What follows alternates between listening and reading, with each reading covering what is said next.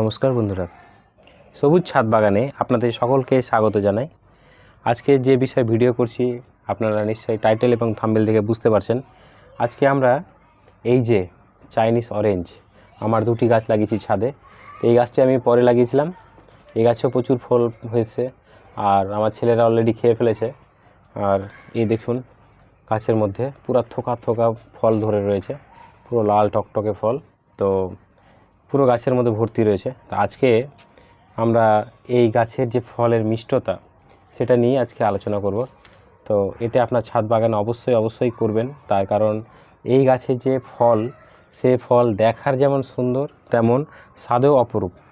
তো বন্ধুরা চলুন বেশি দেরি না করে আমরা একটি ফল নিয়ে খেয়ে দেখি যে গাছের ফলটি যে কেমন মিষ্টি। তো যাই হোক, একটা ফল আমরা তুলছি।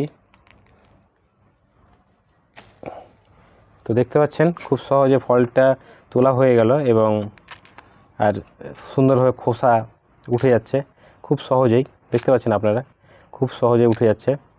ফলের সাইজটা একটু ছোট চাইনিজ অরেঞ্জ, কিন্তু দেখতে পাচ্ছেন কত সুন্দর পুরো চোখা উঠে গেল আর ফল দেখুন কত সুন্দর। তো আমি আমার ক্যামেরাম্যানকে দিব 2 পিস, যে সে খেয়ে দেখবে তার কেমন লাগছে। খেয়ে দেখো।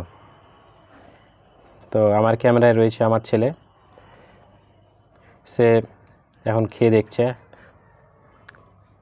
খুবই ভালো মিষ্টি খেতে? হ্যাঁ। আচ্ছা, তো এবার আমি অবশ্য খেয়ে দেখছি। তো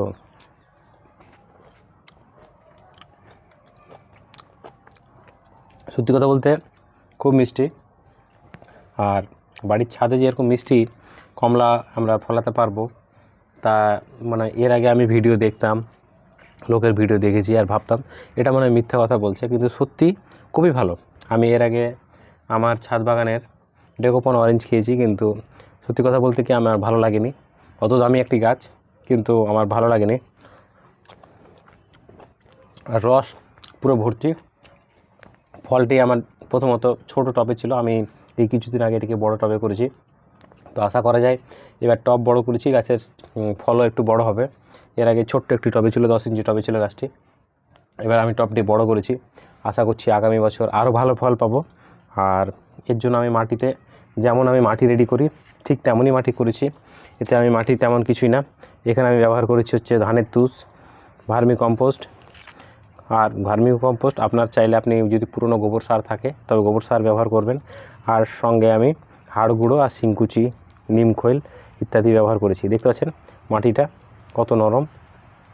আপনারা এইভাবে মাটি তৈরি করুন, আপনার গাছে অবশ্যই এরকম ভালো মিষ্টি ফল হবে। আর এই যে গাছটি দেখতে পাচ্ছেন আমি নামও লিখে রেখেছি এখানে, এই যে চাইনিজ অরেঞ্জ। তো এটা চাইনিজ অরেঞ্জ, অনেকে কি রামলঙ্গন নাকি এরকম জাতীয় কিছু একটা বলছে। তো এই অরেঞ্জটি প্রচণ্ড ভালো, আপনার ছাদ বাগানের জন্য উপযুক্ত একটি মানে ফল বলতে পারি। আর প্রচণ্ড ভালো লাগে, বাচ্চারা তো খুব খুশি হয়। দেখতে পাচ্ছেন পুরো চাপ চাপ ফল ধরে। কালার দেখুন শুধু কি সুন্দর কালার এসেছে। তো যাই হোক, আমার দুটি গাছে ভালো ফল এসছে, প্রথমবার ফলন হয়েছে এবং খুবই মিষ্টি। এখন শুধু এতদিন খালি খাটনি করেছি, এখন শুধু খেয়ে স্বাদ নেওয়ার পালা। ক্যামেরার ওই পারে আপনাদেরকে আমরা এই লেবুর স্বাদ হয়তো বলে বোঝাতে পারছি না, কিন্তু সত্যি খুবই ভালো। যেটি ভালো সেটি ভালো বলতে আমাদের অসুবিধা নেই। যেমন ডেকোপন আমাকে খুব একটা ভালো লাগেনি, তবে আমরা আর একটি বছর দেখব, যদি সেটি ভালো হয় তো ভালো কথা, না হলে আমি সেটি ছাদ থেকে অপসারিত করব। অনেকেই বলেছে ডেকোপন খুব ভালো, জাপানের একটি ফল। তো যাই হোক, তো আমি তার জন্যই আমি ওটাকে আমার ছাদে সংগ্রহ করেছিলাম, কিন্তু আমাকে খুব একটা পছন্দ হয়নি। কিন্তু এই যে চাইনিজ অরেঞ্জ খুবই ভালো। আমি আমার ছাদ বাগানে দুটি গাছ নিয়ে এসেছি, দুটি গাছে খুব সুন্দর ফল এসছে। ওই গাছটা আমি পরে নিয়ে এসেছিলাম আর এটি তার আগে নিয়েছিলাম। তো প্রচুর আরও ছিল, আমার ছেলেরা ছোটো থেকেই খাচ্ছে, যখন ছোট ছিল ফল তখন থেকেই খেতে শুরু করেছে।